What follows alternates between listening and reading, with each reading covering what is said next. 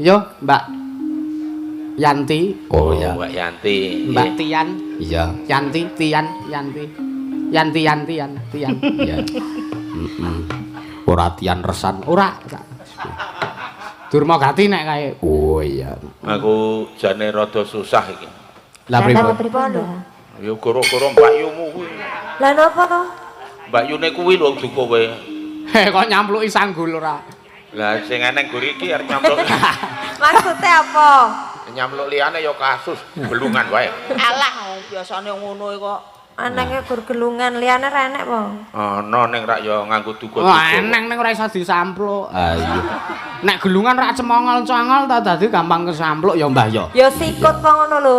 Wah ya aja nek kowe ora patek galak Mbak Yune iki lho sing galak iki. Lah kepripun?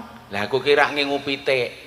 Gandeng omahku ki mung sempit tak nunute nggone Mbak Yune kuwi. Pitike. Kandhane ngeyel kok. Lah terus kakangne kuwi ngomong Kang, aku ki titik-titik nang ngene Mbak Ayu kuwi wis ngendhok apa urung ya. Lah ampun, lah aku anggarep nilik iki Mbak Ayu muring-muring to. Lah ngapa Ya muring-muring? carane piye nek Mbak Ayu mau adus kae. Gek Apa? deloken dudulen aneng droke apa ora. Sing kok dudul apane? Pitik apa Mbak Sing kok Yune? dudul apane Dek pas adus kok kon niliki? Men sing cetha. Sampean ki nek ngendika sing cetha dimen aku ki ra panas atine. Aku titip pitik. Lah iya genah. Angger arep niliki Mbak Yumu muring-muring. Lah iya wong sampean ki idik-kiwir jane kok tilik ki Mbak Yuku apa pitik. Lah aku ya takon Kakang Kang piye pitik ngondok lambo lah arep niliki Mbak Yu ki muring-muring. Ayo carane golek elenane. Piye nek pas Mbak Yu mau adus kae Pas Mbak Yu adus. Sik dicethake iki. Pas Mbak Yu adus kon dudul. Maksudnya iki Pitik. Lah aku ya Mbak Yu ku adus ya aku yang ngestokke dawuhe Kakang to. Ya Tok apake? Gek terus Wong muring-muring. Lah Kakang lha kowe ngopo turut kono iki? Jare kon dudul aku. Pitike iki ning ndoke porong dudulen lho kok Kandhane to. Aja Sampean iki lho kene iki. nek tok kempit iki sesuk dadi tape. Lah kok iso? Empuk. Sampean ki le titip pitik ki jek piye, jek kuthuk kok gidole golek endhog. Mulane kuwi arep niliki muring-muring malah Kakang iku. lah ya kleru sik didudul kok. Lah jarene Kakang kon dudul lah aku ya Ya dicethake sesuk-sesuk meneh dicethake sik. ya sesuk wis kebacut sesuk tak cethake. Caping gunung, Mbah. Waduh. Ya. Hin kowe rada rene ngaling-alingi gegere mbok Iki limbo. budhe. Nah, Aling-alingi sapa? iki disoting dadi men cetha kene kowe tengah. Ngiling-ngilingi Mbak Limbo. Dibawani saka Bude Suhin. Wah, Hin. Saben wengi. Jenggleng ya, Mbah. Rada maju men wiyar. Sing khusus penjenggleng nah ning ngarep kono. Ya ora usah maju-maju banget. Disapa sithik penontonnya. Disapa sithik penonton dada sithik. Halo, selamat malam semuanya saja. Selamat mersani wayang kulit 1 hari 1 malam. Wih, ya. Tenah basa kruyuk Jawa Malam wae. suntuk. Aku ki ora tau basa Jawa. Nek ngene iki bahasa Indonesia. Oh iya. Isane ngono kuwi. Oh ya bahasa Jawa iki. Bapak Ibu, sing cilik kupak ora oleh mlebu. Apa? Apa sing gupak? Bapak Ibu sing sikile gupak ora oleh mlebu. Ora Ora. Aku ora ngono. Krunguku ora ngono. Ora ngono baleni. Oh, lah SDRN Apa kuwi? Sudorungon. Wong dusun serune kaya ngono. Monggo direkam lho iki. Pira ya brondong sakmono kae. Arep tuku apa piye? Kae lho. Lah aku dek cilik urung ana kaya ngono kae, Dik. Jajanane sampean piye napa? Walah mbang gula gambar jeruk kae. Guru nganggo toples. Ya kaya mbokku kuwi amben gedhe kok anake 13. Kek rono jenggleng nang kono. Ayo. Nyawa. Nyawang. Ayo. Detang.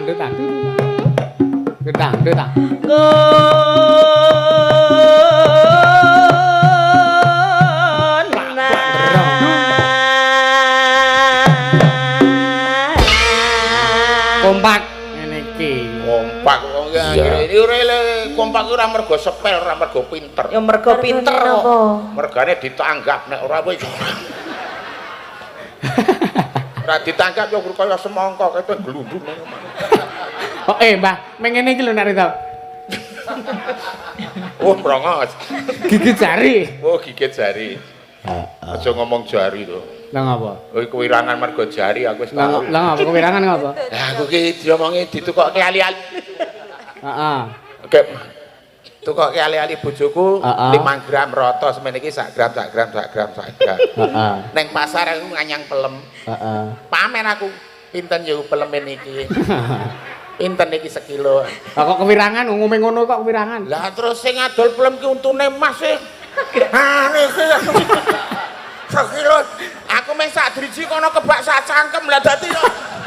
Mula Mbah, di atas langit masih ada langit. Pamerke kek ditumas lho, Lek. Lha apa? Oh nek tuku nang pasar iki, Bro. Mulane guatol kabeh. Dadi pamerke. Mbah, tunggale iki nek ngono. Ya mitas. Iki wis ijo iki Kowe wali. diweling karo bojoku nek nganggo aja nganti 2 jam no yo. Lah ngopo ndak ijo? Iya. Yan memajang, ayo Mbak Yanti. Iya. Ya, Yan. Lho, aku ki manutan lho aku. Nek engkel iki biasane sikil lho. Lah, Lah kuwi bawa kok engkel. ayo. Ayo, Cer. Yen memajang Jumbul. wong karo Dulu tak gentang, getah, dulu tak gentang, getah. Dulu tak gentang, getah, dulu tak.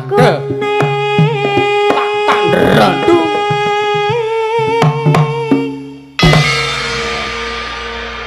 Terima kasih Mas Roni. Wah, biasane Jane seison jumbul. Lah ya kok kalah karo bal.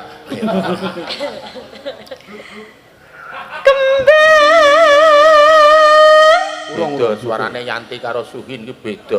bedane kepiye, Mbah? Tak ceritani to. Gak Nek Dek keceritan. Yanti, Dek Yanti ki rak sinden.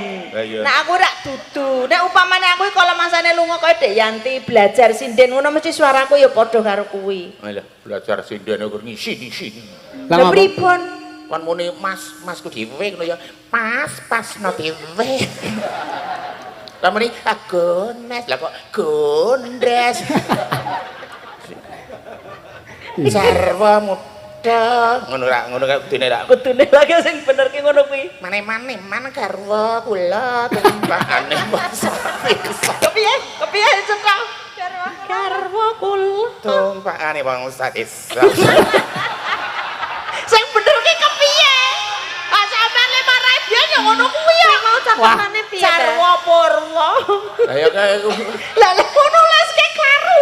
lho kowe mau ngomong ngono sinden kok kurang. Lah aku ya gur ngapalke catatanmu to. Wong kaya iki gur guyon kok tok nggo sindenan. Garwa kula tumpakane. Tumpakane wong Malah gak ayo. Kayo.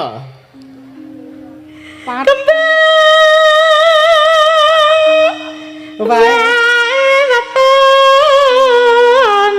Tak guru dang dang. Lundung. gunung.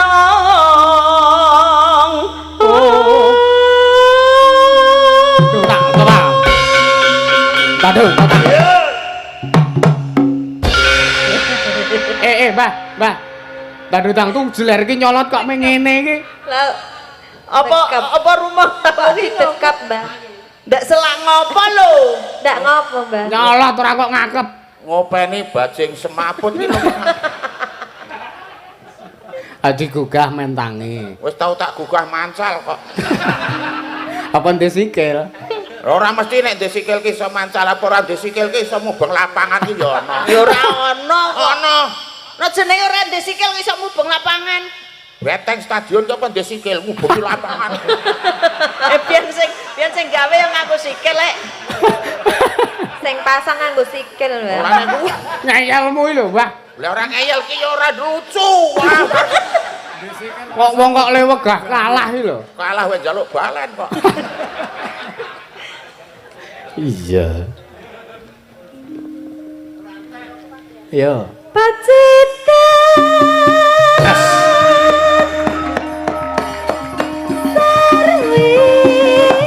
Pak disiki.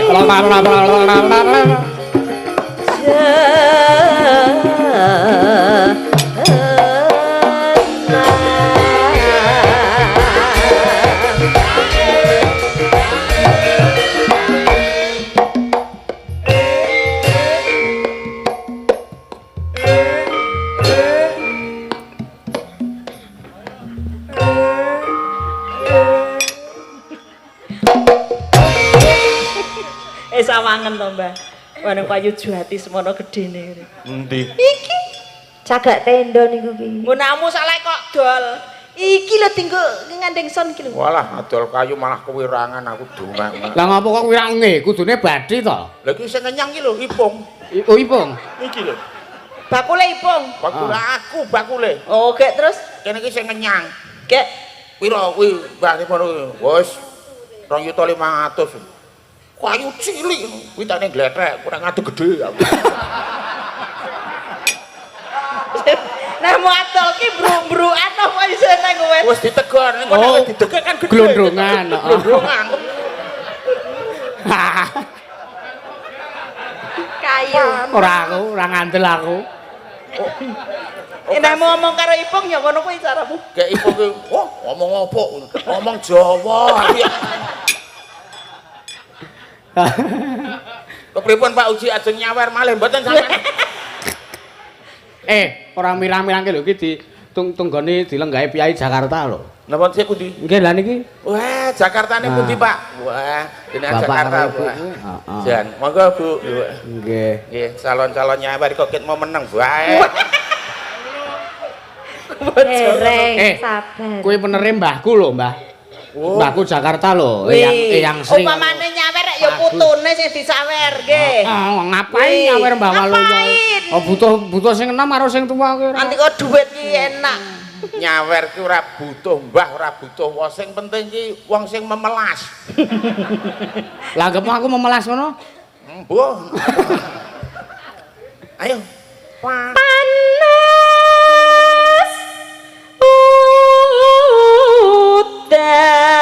udan.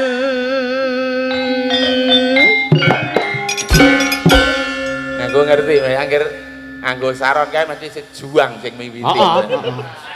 Lah kae penyakite kae. Kok penyakit ta?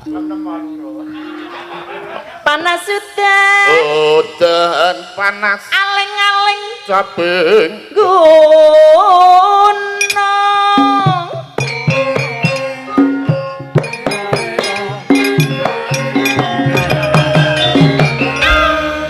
Ayo, ki le jula-juli ora kena luput. Ya. Kudu tarik, kudu ndarik, kudu apik. Kok digoneng Jakarta karo Eyang Sri. Kok. Temane niki wau napa, Nak? Apa memayu ayuning budaya Jawi. Heeh. Nek apik arep disawer, sapa ngomong? rencana kok. Mulane kau takon sik timbangane kok aku ora karuan ayo. Ya sing jenenge parian ku ya sak ketemune. Oh. Perkara kok ki pas ya matur nuwun, gene ora pas ya disekengke. Kok kaya kathok. Niki namung guyon Bapak Ibu parian, nyuwun pangapunten nek sing becik ya dipethik, nek sing ala sing kirana. Mbah, parian ki isine donga ora kok isine guyon. Nah, ana sing guyon ana sing donga. Wong pidato barang men dirungokke iki tahu watu ngono. Ngono pidato kok tahu karo watu. Lho tegese ya lucu ya formal ya ngono. Nyonto ki Pak Lurah Pak Damio. Pak Damio ki piyayi sing paring trima lurah kene. Kok iso? Lho mangan nangka ming trima damine tok. Nyun ngapune lho Pak Damio. Sembrono masa Lho. mangan apa kok? Iki lurah sing nrimo ki Pak Damio iki ora neko-neko men do dipangan kawulane nangka nek aku trima damine. Damio. Lah malah di pengkari dami ditarik kok yang dami. Yo, templane Pak Damio kok kaya iki. Dan saya Pak Damio, menawi badhe nyawen mboten apa-apa. Oh, kok meng to the point rono lho ora. Saiki ana WA, Mbah. Oh ya. Heeh. Saking Pak Marioto. Dukuhe njelok. Iya. Sugeng dalu yo cangek. Kula nggih nonton nyuwun podang kuning. Oh ya. Terus iki Gending Slenco katur warga ingkang kegiatan jaga malam saking Pak Kadus Mbak Retno Wonogiri. Oh, Pak Wiyono. Heeh. Kuwi Gending Slenco kuwi apa kuwi? Mbuh. Ayo lho. Mama tinggal apung bing. Asane iki adinane semua ngoten iki. Sik, Mbah. Nun, Ki ana transfer ki. lha pundi? Lho. Ki saka Pak Agus Santoso iki lho si piyaine sing lenggah iki ya wis nyawer jebul. Oh, lah kok ora mau-mau dadi aku tak nyuwun ngapunten nggih Pak. Wong sampean ra ndek HP kok. Wis Nek aku. kabeh rak yo nggih. Nggih. Sugeng dalu Mas Dalang nyuwun caping gunung kagem rencang-rencang alumni SMP 88 Bejiarjo. Mas Supriyanto, Mas Suparman, Grogol, Mas Rusbani Pindul, Mas Suryono Grogol, Mas Suhardi, Mas Supriyadi Banyu Bening, Mbak Tri di Perum Dewi Sinta Bendungan. Mugi-mugi saged kangge panglipuring penggalih saking Pak Agus Santoso Selang Bendungan. Ku ya rawuh ki wis transfer 200 nang rekeninge bapakku. Dadi aja ngarep-arep. Lah arep transfer nek aku piye wong rekeningku gores ning elektrik. Aku dolan ning ngene sampean kok metrane kok nit. Jarene sing ana isine ngoten niku jarene. Ayo gek jula-juli yo, selak ilang kok. Maju ning ngarep. Nah, men ketok. Ora usah maju-maju. Alah ngewuhke to. Nek tiba Mundur arep torpedo ki iso mundur aku. Nano. Ya. Ya. Biru kaya mangsi gedang ijo ra ana isine.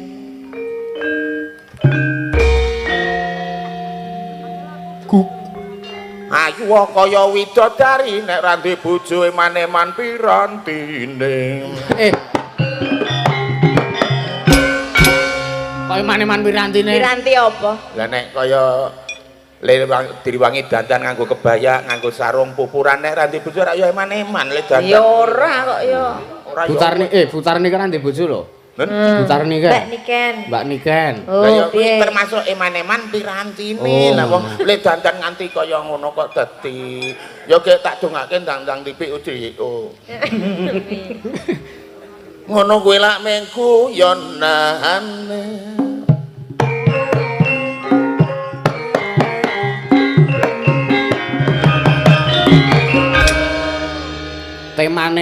Temane kudu jumbuh karo temane. Ya. Ana tela ana pari yo padha ngluri budaya Jawi.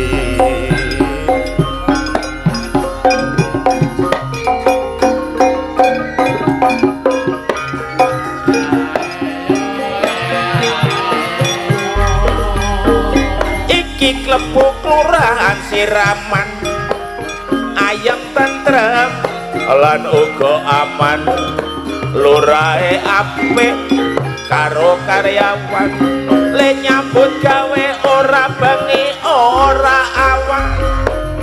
Muga-muga pinaringan panjang umur supaya apik sanas sedulur. Siraman sansaya makmur kudu maju ora kena mundur. Nuwun sewu para pamirsa ingkang sampun rawuh wonten ing dalu pandeka. Monggo sareng dulur rasa ndedonga mugi tansah pinaringan kalih sampikala. Iki ngono jenenge rasul mula akeh warga sing padha kumpul lendhet donga tenan supaya kabul. Warga kene sajaya pinunjuk nuwun sewu Bapak Wakil Bupati ingkang sampun karsa rawuh paring puja lan puji. Biyayine karo masyarakat temati atur ya jujur ora karsa korupsi. Paling abot cere sing dadi RT kudu kuku apa dawuhe dukuhe iso nentremke ala lingkungane. Monggo RT rong karuan bayarane. Jo ngenyek to karo Pak RT kok RT kok rong karuan bayarane. RT tahun 2026 itu akan pindah apa jenis kedudukannya.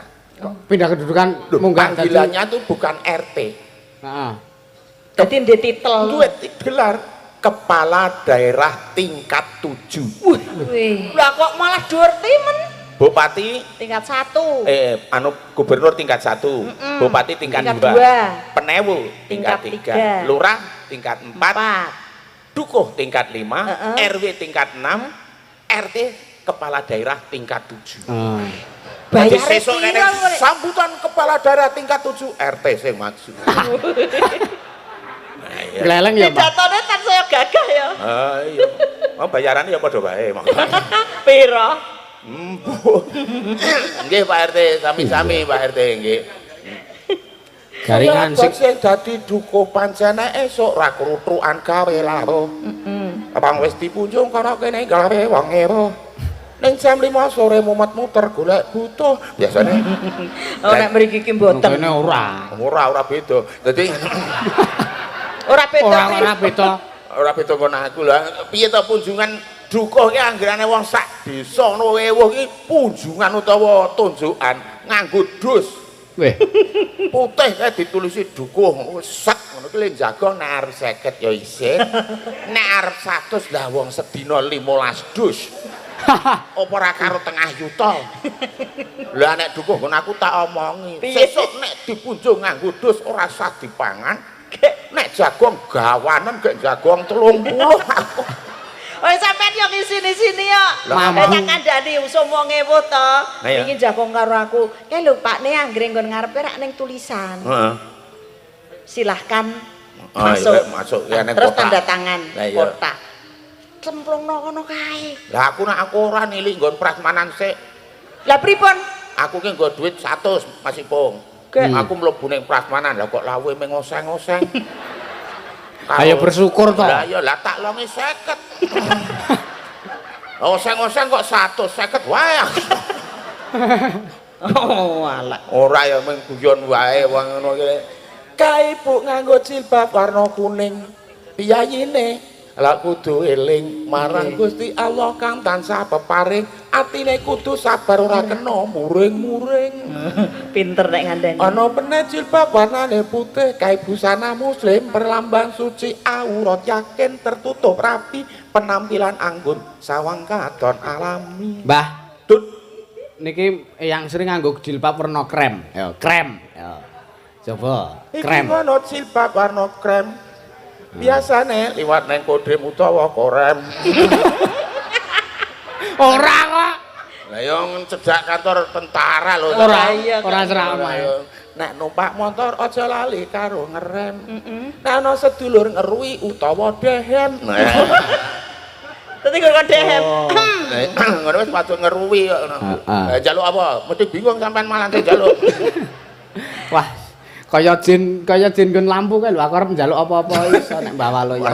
Padake jin ning nggon lampu. Dereng. Pun beri satu permintaan. Nek mau niku rak pun pinten-pinten ae. Nadian. Nadian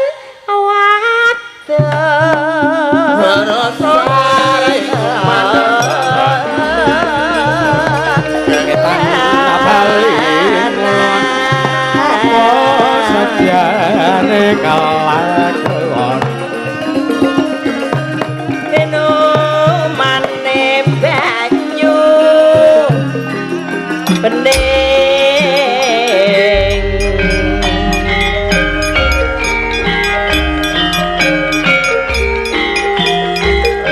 yo awas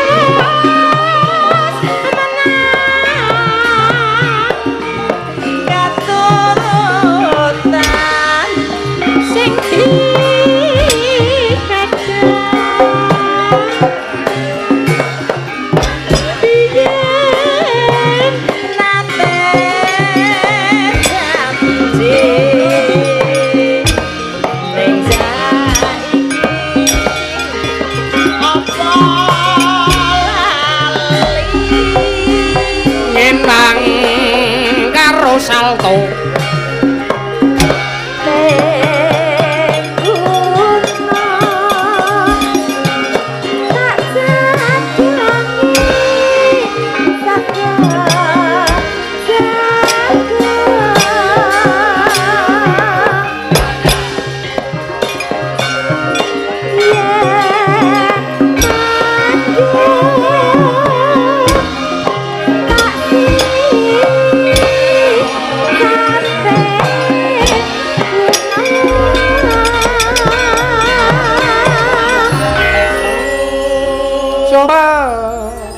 Tak disiki pokoke. Sidaya ditutut. Ya. Sokor bisa glondeng ketadung tumplak. gunung desa Glondeng. Ligi. Glondeng.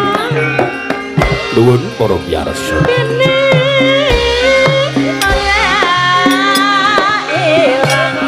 Hei, gone padha lara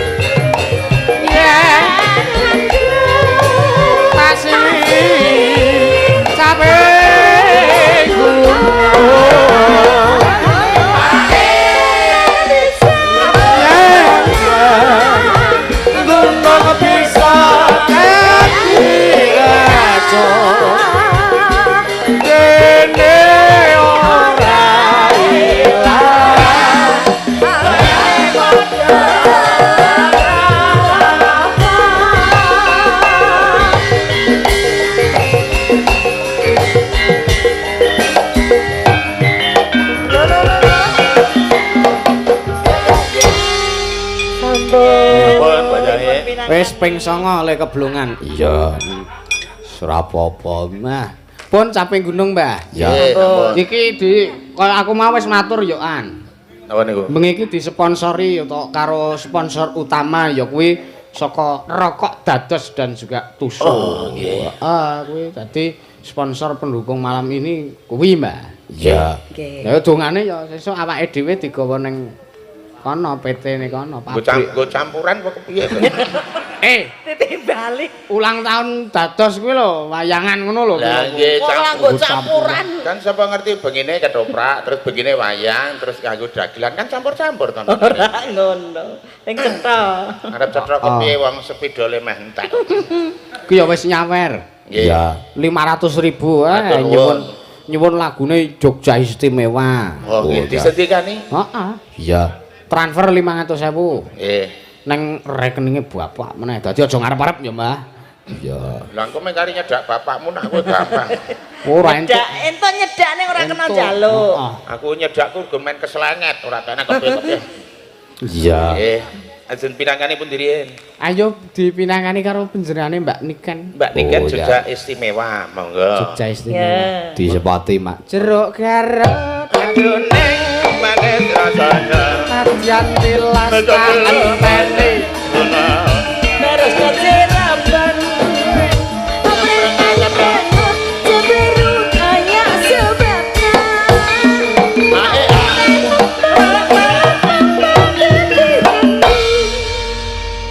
Jeruk bak Garut. Gawe. Sugeng dalu Mbah Walo ya. Sugeng dalu Nduk Cahayu. Iya Nduk, selamat malam Sugeng dalu. Nggih. Nggih. Sugeng dalu Bu Licang. Kok Licang? Limbuk Cange. Oh, singkatane Licang ngono. Nggih. Iya. Sugeng dalu juga Mbak Niken. Nggih wonten dawuh. Ketoke bengi iki mau teko ora telat sampean. Alhamdulillah, alhamdulillah. Ya Ini sepet telat aku ya rada panik. Mboten napa-napa.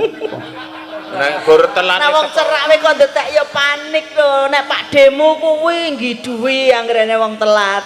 Ora apa-apa nek gur telat le teko we. Anggere ora telat le mangan. Monggo.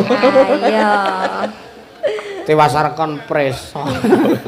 Angga menapa? Nggih, lagunipun Jogja. Jogja istimewa. Istimewa. Oh. Ini juga ada titipan, biasanya ngono nek sampean. Oh. ada, nggih, ada titipan request lagu dari Pak Bayan Mertelung Gedang Sari.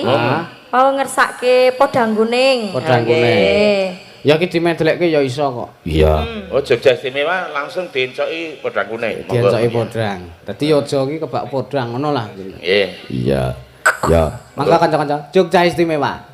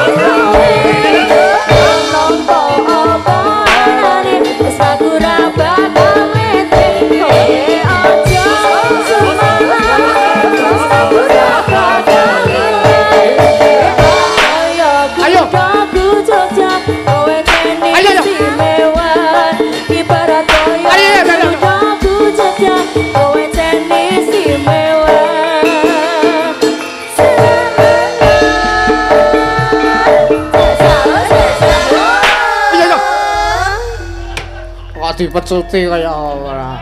Terima kasih. Nek Mbak Niken ngono dipecuti Mas seneng. Aku toh, suka. Wes ya. Yuya. Yo ya piye ta? Yuya Mbah Yuya. Oh, Mbah Waloya.